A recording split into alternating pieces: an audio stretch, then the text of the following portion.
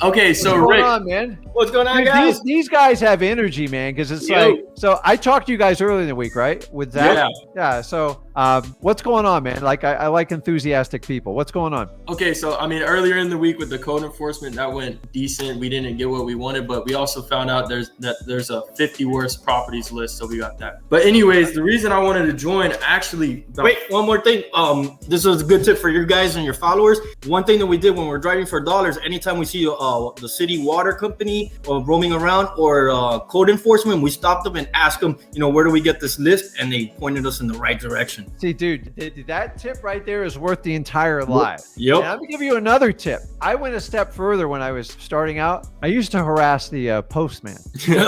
And like, here's the deal, though. It worked really well for about 6 months, and then I got my butt chewed out. I got a stern notice from the U.S. Postmaster. Said it's a crime to interfere. Do you know, like you gotta understand, when it comes to the federal government, like when you put a mailbox out in front of a house, once you put it in, the United States Post Office owns it. You don't. You're not allowed to legally even stick your hand in there. All I did is I did it like you, and I love the aggressiveness, not the just smarts of it. I said, listen, if you ever get like a notice of like a foreclosure, one of those red notices, I go, if you could just like give me a little nod or a wink, or like when you come by, maybe give me a list or something. And he's like, yeah. I think I got the guy fired though. So I'm just telling you, like, be careful. Like, just don't get people in trouble. These people, but I love it, man. But those are the federal government. I think it's a little more liberal with like utility companies, but it's I got big. And then I found a friend down in Palm Beach that was a postal carrier delivery, and he did investing, and we did some deals together. Nice. And he came out with a course on how to connect with your mailman, and boy, that got shut down. Like, Whoa, and dang. he goes, hey, here's what you ask him, here's what you do, and here's how you compensate him. It's completely illegal. I assumed it was, but I didn't put out a course for it. So don't listen. Everything's Don't, legal till somebody complains. because the gurus are going to get a hold of you and go, listen, I can make millions of dollars. We'll sell that course. And like, when you do it, everybody gets it. A bunch of people get fired, and then you're going to get all these notices about what you're doing is illegal. So anyways, that was a great tip. I didn't even really think about that. Yeah, a they've good all idea. been super friendly. They either tell us go to the city hall or they pointed us where to go exactly. Yeah. So guys, all you have to do is repeat exactly what you did again. Yeah, when you're driving around the neighborhoods for dollars and you come across code enforcement or the water sewer, just stop and ask them, where can we get this list? And they'll usually point you in the right direction, or they'll just tell you go to City Hall or the water sewer. Yeah, so that's like a $997 course right there. A guru would sell that. I'm telling you. Like, listen, I don't know all the gurus. I know most of the gurus. The gurus are good people, but the problem is they're being coached by people to tell them you can sell anything. And you guys got to start going, like, calling people to the plate on like this. Do you know there's an entire course, and I'm not going to put the dollar amount or tell you where it is, on driving for dollars, and it ain't cheap. And I'm like, I give you an 8-minute video on freewholesale.com. It show you exactly what to do. It's like so simple, but people pay for this course all the time. I think it's around $3,000 to $5,000. Can you imagine? Yeah. Get in your car, put the key in the ignition, turn it, put it in drive, and look for crappy houses. Yep. You want to go get it. Yep. Ridiculous, man. Anyway. Yeah, basically we're following you guys and doing what you guys say, and basically what we tell our friends and followers is that you want information, follow Rick and Zach. If you want to see someone putting it into action, then you follow us. Our style is more of a vlog, of us on the road driving for dollars, or adventures of driving for dollars. Okay. Well, but the reality is you just got to go out there and do the work, Lo. And it's not always fun. And like, just to let you know, like in our business, we do it. It's not sexy. It's not super fun, but I got to tell you, they were some of the best. They are the best leads we have, because most of the times you got to go to a list. You get a list of 5 or 10,000 people. Then you either got to cold call them, you got to skip trace them, and then you got to find out if there's any motivation. And then sometimes if you just find a crappy house, you go, you just got it. Like, nobody just leaves a house sitting like this. You got to go through a lot of drama in the story, but like, you cut a lot of time on the list. So if I have a list of 10,000 and you got a list of like 200 of like, you saw like ugly houses, you're definitely going to get to them faster than I ever am, because I got to sort through the entire list. I have to pay a staff, and we have to go through all that MCTP with 10,000 people. 200, you can dial it down real quick, right? And that's the name of the game. I can't tell you how many times I remember we used to buy a probate. I'm like, I remember we used to go to the house, look at it, especially when I was training all my acquisitions people, and in the end, when I trained Zach, and I go, look at this house. And you know what my employee said? He goes, I've driven by this house 10 times. I always thought about it. I just assumed I didn't do it. And that's the problem with driving for dollars. Just call. Like I still do it. I go down and visit family in like Broward and Dade County, extreme South Florida. And I have this terrible habit of just taking pictures of everything. And I use I use the Deal Machine app now because it's like my eyes are much worse. I'm a little bit slower, but because I used to write everything down, and now I figured out how to like these damn things. They are smarter than us, and they're all going to make us dumb eventually. Yeah. But guys, the Deal Machine is like, woo! I got to tell you, man, that is a game changer. I was a little bit like surprised in it, and I questioned it at first, but a lot of people don't know this. Like we spent 2 years using it in our business to make sure it worked before we would even like tell you guys about it, because there's a lot of like BS products out there. You guys know a lot of the stuff's crap. So when you find the good stuff, you stick with it, and that's it. So what else is going on? What can I help you out with? So we hopped on here not even 10 minutes ago. I made a call to a seller, and he accepted my offer, and we're kind of just stuck here, to be honest. So tell me how you came about them and kind of the short notes on how the deal went down. How'd you find the lead? So 2 days ago, driving for dollars. Yeah, he actually came out of his house. I was meowing at his cat, and he came out, and I was just talking to him. Why were you meowing at the cat? Because we were looking at the house across the street, and then the cat was there. And I don't know. So do you own a cat? No. How do you know how to meow at a cat? I'm sorry? How do you know how to meow at a cat? I don't know. I was just like, meow. But it worked.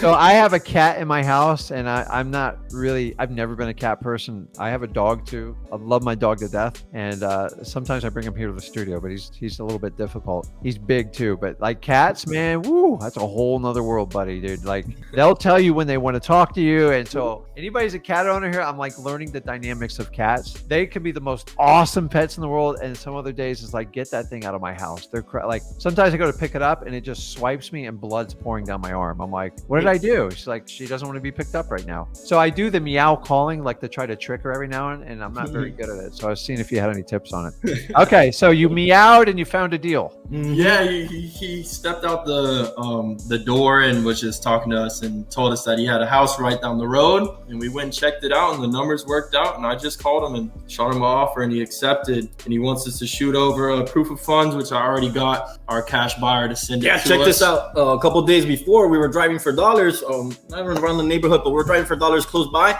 and we ran into another investor, and we just reached out to him, and he's interested. So we're putting everything together. That's awesome, dude. So you have it under contract, and now we're just winging it. We're going as we go. Okay. So we want to use your contract, but I just wanted to ask you, like, what's the steps of that? Because he said to send the seller said to send him over the proof of funds, which we're getting from that investor. He said he'll send it, and then the contract as well. Is there anything else that we would need to send over? A quick question before that: when we send, when we get a deal like that, before we talk or send the information or the address to anybody, we should have it under agreement, right? So they won't steal it from us. It's I mean, it's a little bit softer now, but that's a good rule because it's not, if you get burned, it's a win, and it'll usually be your biggest deal ever. So the trick here is you're going to send over funds. I get it. It's like your partner. Get that out of the way, because what they're going to, so traditional real estate, they correlate the proof of funds to the contract. And if they don't match, they're going to start questioning you. So usually you get the proof of funds, you throw it out of the way first. Just if that's what you need to do and you don't think anyone's going to poach the deal from you and it's a deal,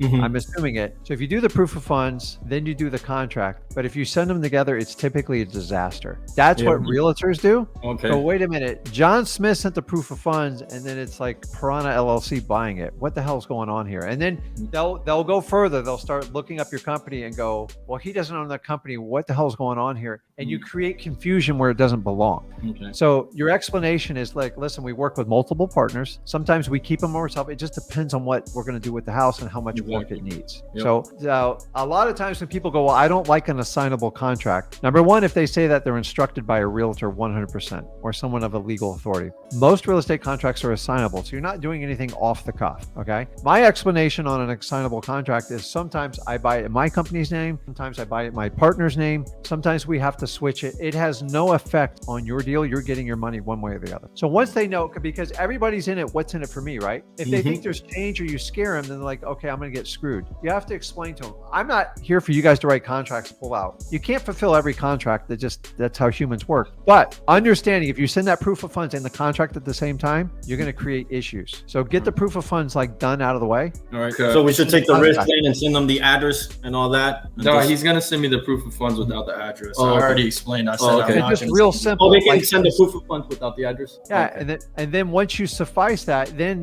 you can decide how you want to put the contract name in. As long as it's signable, you can sell it to any cash buyer you find. Right, But and we like, can you just understand use- if you do a proof of funds and your company's contract, I assume you guys are doing it under an LLC or your personal Yes. name. Or Yeah, my renovation LLC. So you understand how you're going to create confusion with them if he gets those two at the same time. Traditional real estate does that. You do not want to even like pretend to be that type of person. Just shoot it over. I'll get the contract over, later today or tomorrow, depending on the urgency of the deal. It's just, by the way, most sellers, I'm just going to be honest, they don't ask for a proof of funds. If it's a good deal and you're okay with it, then do it. But just make sure you kind of rehearse your explanation, because this is where a lot of new wholesalers really like mess it up. Okay, that's Because they're going to question you. And the problem is if they put you on the defensive, it's not a productive conversation. You have to have multiple conversations. After a few months, you'll figure this out with the greatest of ease. Here's the problem is I don't know your personality types, and to tell you word to word what to say, it's going to freak you out. Like you can't. You got to go with like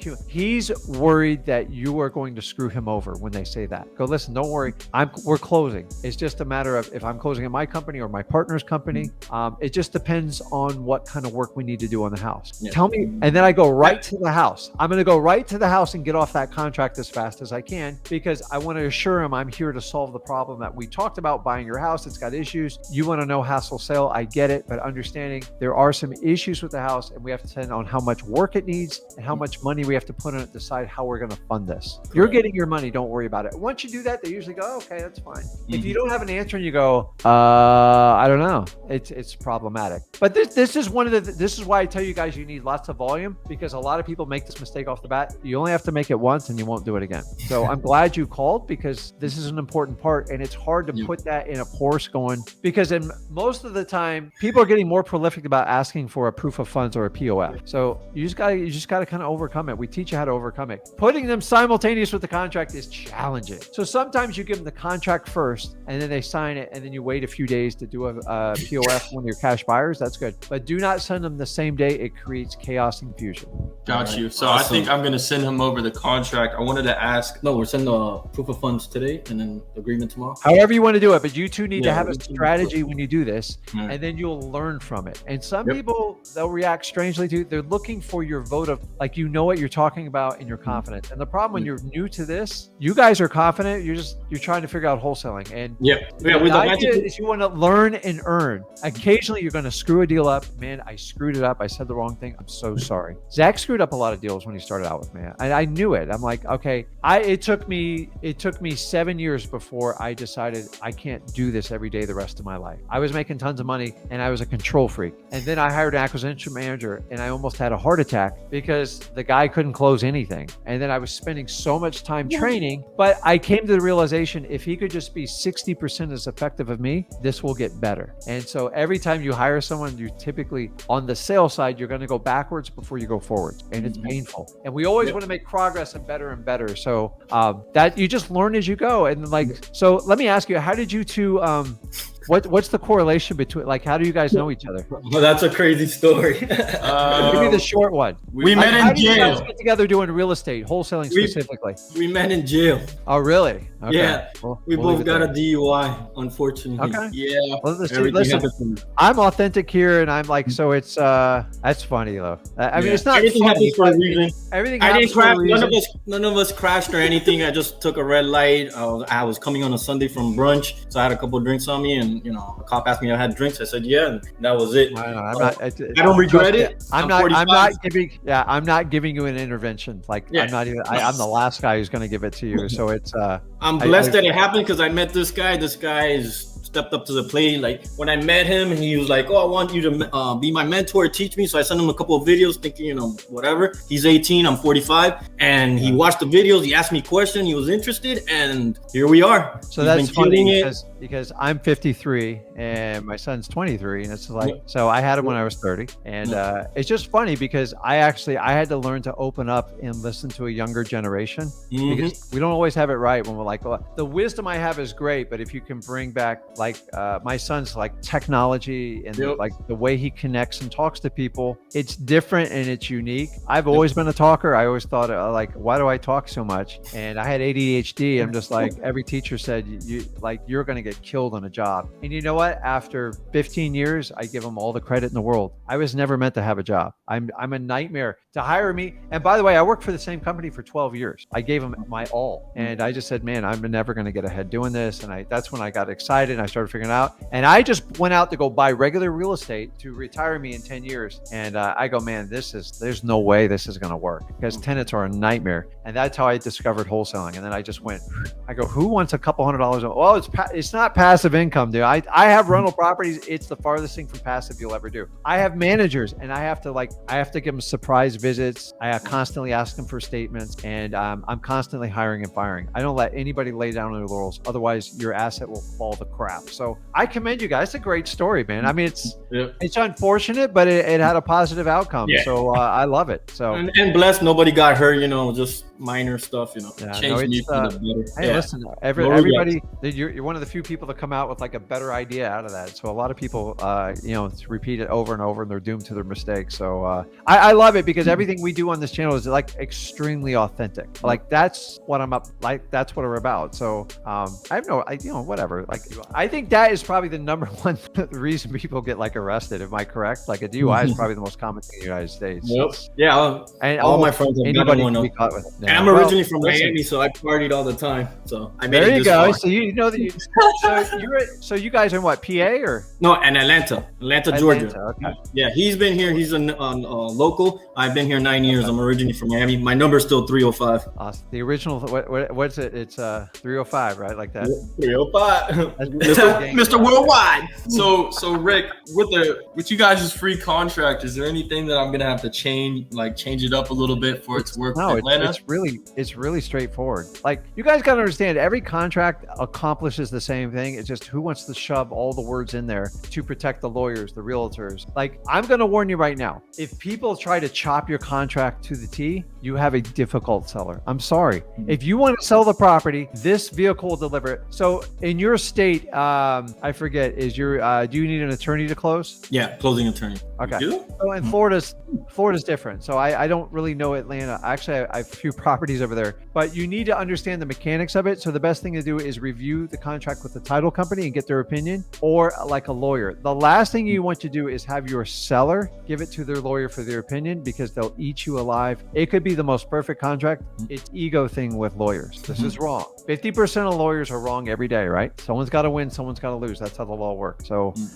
the contracts suffice, dude. I've used it over 20 years. Awesome. And I'm not a lawyer. I sit with a lawyer and go, hey, so what I do is first I review it with the title company because they're the ones that are going to ultimately yay or nay it because either they're going to insure title or not. That's going to allow you to move forward with the transaction. And number two is if there's something major in there that violates a state statute, which is a possibility because it's hard to satisfy all states, they'll tell you just fix it. You get it done once. So anything you do in Georgia, you're good to go. And every time you go to another state, go, hey, is this going to be okay? We constantly have to do this with virtual markets and I hate it. But I will tell you guys, when you sit there, if you let a seller change one or two things, it will never stop. You lose control of the transaction to go, listen, when they go, well, I need this change. And I just had a deal where I was giving the guy a $10,000 deposit. It's a commercial deal. Don't panic. Okay. And he got in a pissing match with me over the deposit on a deal that was going to close in 3 weeks. It was like an $800,000 deal. And instead of the $10,000, he wanted $30,000. I go, what do you care? Like, it's stupid. And it just kept going on. And I just lost it, man. And we found out some other things about the property. I go, that's fine. I go, you have just asked. Like, if you let them push you too much, they're going to drive you all the way to the closing. So I'm just telling you, when sellers start to push, you got to start questioning the motivation. And then 9 times out of 10, it's either a lawyer, a neighbor, or a realtor leaning in their ear. And whenever they do that, just go like this. I thought you wanted to sell the property. I thought this was important. Yeah. You told me the property's driving you nuts. I'm trying to get done. Why are we focusing on a deposit? I'm trying to get you all the cash to close it. If I leave you $100 or $1,000, you're not getting the money. It goes to a title company. I want to get it done and just say, listen, if I gave you $1,000, like maybe we need to go back and relook at the price. Like I do that all the time with people. Like if they focus on the deposit, that has no bearing on the transaction. It means they don't trust you, and you have to identify that and go back to them. What is it that's making you uncomfortable? Guys, for probably the first 5 years, I don't think I ever left a deposit. Very rarely. Now, I had an advantage back then because it wasn't really known. But the key component is all motivated sellers, they do not focus on deposit. They just know do you know you don't technically even need a deposit on most contractual law? Like it's not part of the contract. People do it all the time with zero deposit. So when people go, the thing is, it's a trust thing and they don't take you seriously. So we go, okay, we're gonna have to start doing $10. I'm like, $10? How the hell am I gonna, I'm not writing a check for $10. And then we used to take a $10 bill and take a picture of it with the serial number, and that would act as our deposit. And a lawyer goes, that's the stupidest thing I've ever seen. Just close the deal. Who cares? You technically don't need the deposit. And so just so you know, the deposit's a mental block in your own head. When I have a smoking deal, like they're giving me something 50 cents on the dollar, they ask for $1,000, I just give them $1,000. Like the deposit's not your money. And if you're going to sign it, you can get your deposit replaced in as little as 7 days. So when you do your assignment of contract, you get your deposit back immediately because you are selling your contract. So you need to be refunded your deposit amount. Then they take over from there. Do you understand that? Mm-hmm. If I have a crappy deal, it's like questionable and I know I have to get a price reduction, but it's a vacant house and I know it needs to be sold, I'll give you a $50 deposit, $100. I'm not going to give you much more because I don't want to be tied up like with all your shenanigans, right? Okay, so low deposits when you are not, first of all, low deposits when you don't have a lot of money. 2, low deposits on very shaky deals that you're very concerned about. Like you think it's 50-50 at best. And you got to be back the entire time. When someone goes, listen, I won't do this deal unless you give me $1,000, but they're giving you 50 cents on the dollar, some crazy number. Just stop fighting with people.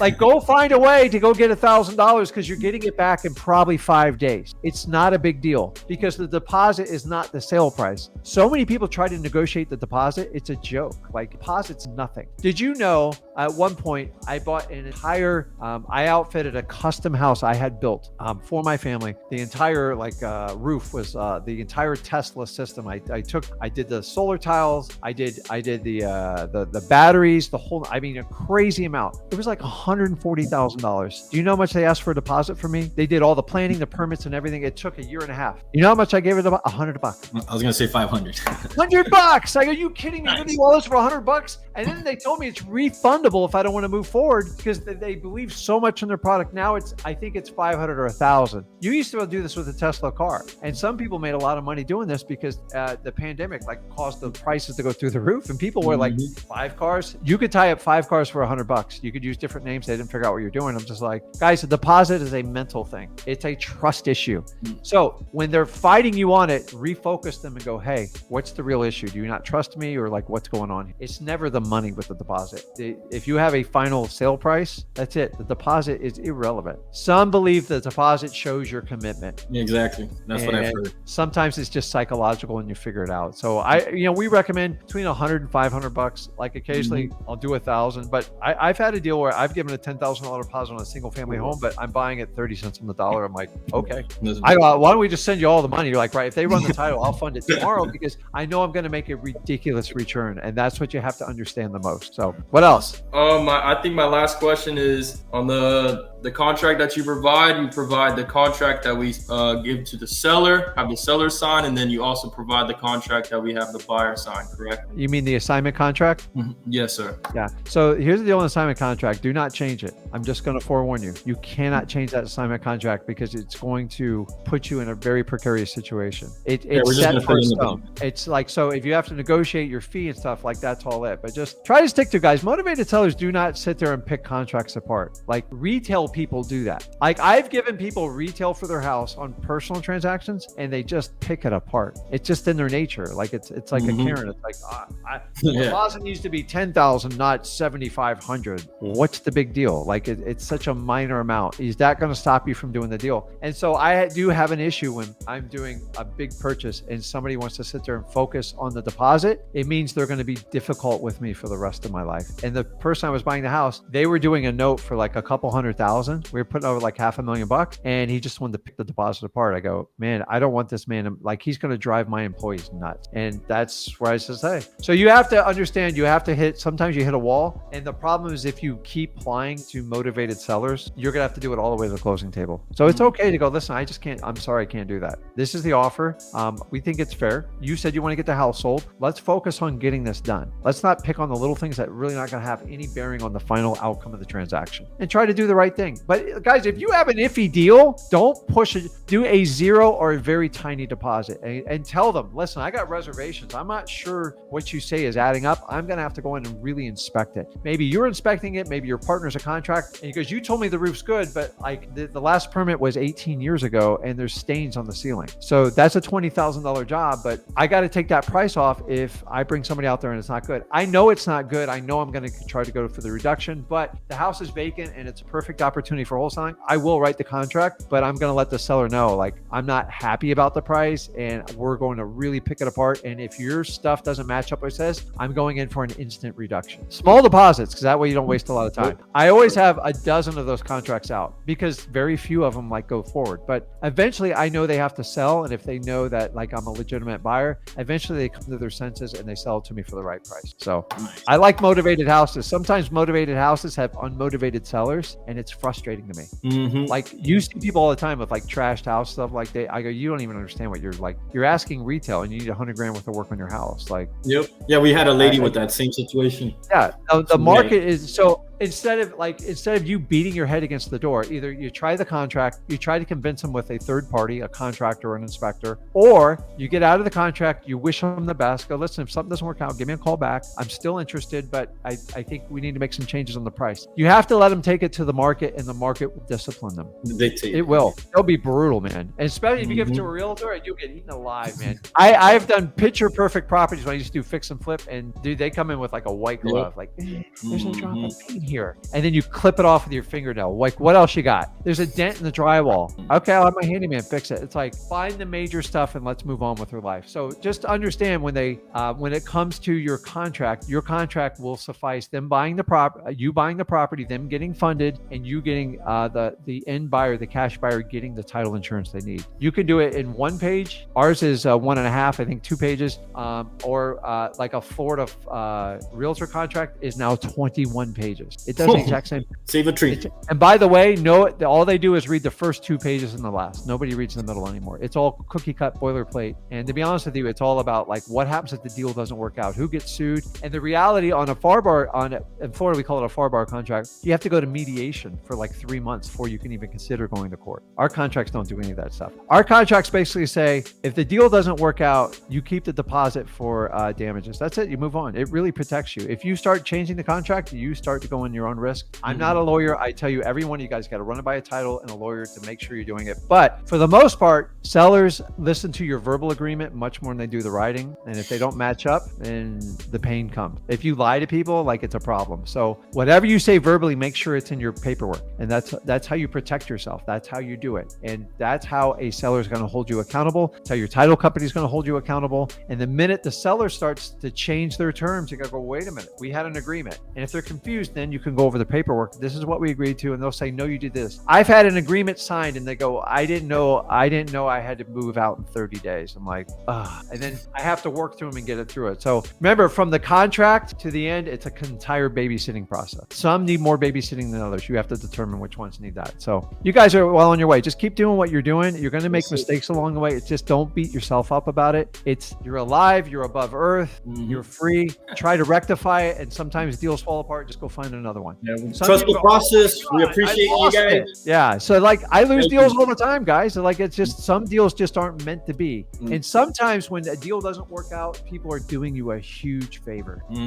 I had a deal. Quick story. I'll let you go. Yeah, no problem. I had a deal that I was going to sell retail because it was a really ugly, odd looking house that had mold in it. So I had a company come in and remediate it. I got this from an expired listing. The realtor's like, I can't sell it. I'm like, oh, well, obviously you need to wholesale it. So I bought it. They left a huge margin in it for me. And then I tried to retail it. I couldn't sell it. Like they go, listen, to do it correctly, you have to break the whole thing down. You got to redo the roof. I'm like, crap. So I wind up wholesaling it. I took a quick 10 grand and moved on with my life. Okay. The guy I sold it to, he goes, oh, I'm going to sell it for like retail, the whole lot. I go, listen, my title company made him sell a disclosure. These are the facts of the house. It's got issues. you had to pull the trusses and the roof off. So you appreciate what that takes. Nope. Because the guy built the house by hand. By hand? Yeah, he built the house. He took like 4 years. He's like an old schooler back in the 70s. And it looks like a military base, a small, like it's very ugly. There's no architectural. And then here's the really cool part is he took 6 months, fixed it up. He did it, but he didn't do what he was supposed to do. And then he charged a huge premium. He made like $130,000 profit. Well, the house got flooded. Everything got ruined. He did beautiful fixtures, but he didn't fix how all the moisture was coming in. So they filed a lawsuit. They called me. They go, Mr. Ginn, we need to bring you in for a deposition. I go, okay, I sold it. So I pulled out all my documents. I go, listen, I wholesaled it cash. I disclosed the problem. And they go, he said you never said that. I go, the document. They deposed the title company agent. She's like, yeah, we knew it. He tried it. And I go, listen, I knew it was a problem. We even marked it in MLS. He sold it. He got taken down for the whole thing. All damages. The seller got all their money back. And what happens is title insurance now, they sued him for fraud and they go after him. It's civil, but they put a judgment against him, and it was crazy. And when you do stuff like that, it's insane. But what happened is I had a problem that I couldn't solve, but I solved it as a wholesaler. So everyone's told me, he goes, man, you make 150 grand. I go, I don't know, man. Like they can't solve this problem. And so my guy tried it. He goes, I've tried everything. We can't do it. So we tried selling it, closing it on MLS. Like, no. Everyone's like, you got to fix it. And so I gave it away. And the guy goes, screw that. I'll just fix it myself. And he did it. He sold it for retail, beautiful furnishings, everything. But he didn't put like the 80 grand where it was supposed to go. He put it all in cosmetics and it all got flooded out. And can you imagine the homeowner? And for that reason, it's like sometimes, guys, you got to take projects that don't work as a wholesaler and go, listen, I'm going to sell it to you, but here's the problem with it. I'm going to make some money, but like you're on the hook after that. So the beauty of real estate, once you sell it, you're done. So it's so funny. Like, I don't even know how I got to telling you that story. I just thought it was, I've seen everything. Like you have to be brutally honest in this business, because if you think you're going to take a shortcut to make a bunch of money, I promise you it will come up, blow up in your face. And I had to learn a lot of lessons when I was young. I got sued multiple times for stupid stuff. And I'm like, no one's ever going to say anything. And then it cost me 3 times the amount with attorneys. So whenever your gut feeling feels like something's wrong, just go raise your hand, talk, especially amongst yourselves, and go, listen, there's something wrong. And Zach's really good. He'll tell me, because man, there's something wrong. We've had people show up to closings completely like on something. Like, what the hell is going on here? I'm like, we're celebrating. So we learned. So we had to take the same lady to a closing 4 times, and we learned. We had to do the closing at 8 o'clock in the morning because like the bottle started at like 9. We could figure it out. I go, we got to catch her right. But her true intention was to sell the house. Now I'm not. And then I got questioned by the title company. Is she of sound mind? I go, dude, I don't even know if I'm of sound mind sometimes. Like, I go, she's sound mind. She wants to sell the house. You've authorized her identity. She's sober. Let's move forward. And she wanted to sell it. Sometimes people have problems. I can't fix it for you. I can only fix your symptom, which is the problem real estate. And that's what you guys have to focus on. Dude, it's a fun journey. I love wholesaling. There's so many things you can do. And you guys are on your way. So just keep doing it. You know where to connect with us, okay? Yes, sir. Thank you, Rick. Have a good one, guys. See ya.